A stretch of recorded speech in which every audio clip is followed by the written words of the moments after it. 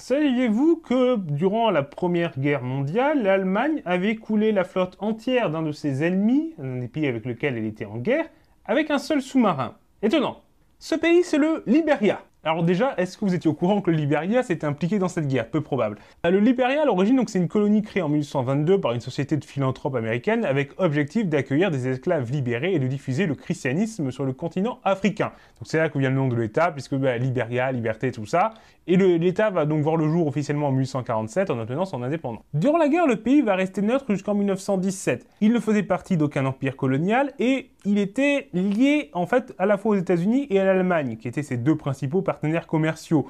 Donc ça lui mettait dans une situation de grand écart qui le poussait à ne pas trop s'impliquer dans ce conflit. Cependant, une fois que les États-Unis sont entrés officiellement en guerre, le pays avait quand même des liens très forts avec les États-Unis dont il était issu. Donc il a quand même été forcé de choisir son camp et poussé également par l'influence du Royaume-Uni et de la France, qui était à ses frontières au niveau des empires coloniaux. Là, le Liberia entre en guerre, mais avec l'intention de s'impliquer le moins possible.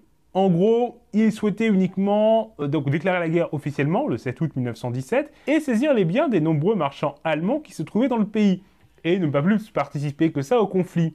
Sauf que cette saisie des biens qui a eu lieu a fortement déplu à l'Allemagne, et le 10 avril 1918, le pays a décidé d'envoyer un sous-marin couler la totalité de la flotte de guerre libérienne, qui n'était composée que d'un voilier. C'est pas énorme, et évidemment c'est rapide de couler ça. Ensuite, il a bombardé des infrastructures stratégiques dans le port de Monrovia, la capitale, et il puis s'en aller avant que des renforts britanniques qui avaient été appelés par radio n'aient le temps d'arriver. Et là, forcément, après, le Liberia n'ayant même plus de flotte pour transporter ses troupes, il n'est pas intervenu sur les différents fronts, et en plus, le pays était en difficulté, le gouvernement libérien devait faire face à des soulèvements armés, liés à des tensions de classe, ethniques et fiscales compliquées qu'on va pas développer ici. Du coup, le gouvernement libérien préférait garder les quelques soldats qu'il avait auprès de lui pour réprimer les rebelles plutôt que de les envoyer mourir ailleurs, dans une guerre qui ne le concernait qu'assez peu. Le Liberia, après, a conservé les biens saisis aux marchands allemands et les a revendus en 1920 pour compenser les pertes financières causées par ces rébellions et par les dégâts causés par les bombardements allemands. Cependant, son économie a quand même souffert du départ des marchands allemands, qui contribuaient à quand même faire fonctionner le pays.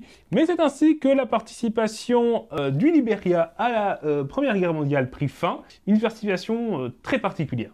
Donc voilà, j'espère que cette petite vidéo anecdote vous a appris des choses, que ça vous a intéressé. Si c'est le cas, n'hésitez pas à partager cette vidéo et à l'aimer. Et on se retrouve du coup la semaine prochaine pour une vidéo plus grande, plus grosse et aussi longue que d'habitude. Mais là, comme j'avais sorti une vidéo déjà de 15 minutes vendredi, je me suis contenté d'une petite vidéo anecdote ce lundi. Au revoir tout le monde!